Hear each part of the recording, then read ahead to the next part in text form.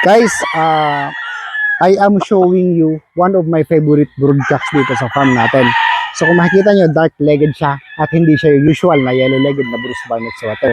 So ito ang minamatch natin sa kanila para magkaroon ng power, magkaroon ng bottom, and talaga magkaroon ng bilis. So let me introduce to you the high action Maclean Hatch.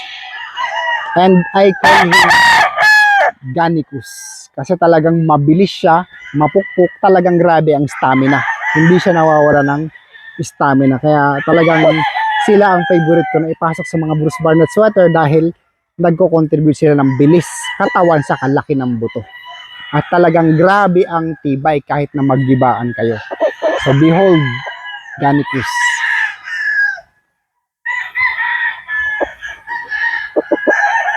So ang mga anak nito, kasama rin sa pinapamigay natin sa mga GC members natin. So yung mga nakaka-receive ng dark legs, you are lucky enough dahil ito ang tatay nun. So kumbaga lahat ng mga may 1/4 hatches, ito ang tatay nun or mga kapatid nito. So kumbaga I'm really happy to share with you ng mga quality breeding materials na yon. So good luck sa ating lahat, guys.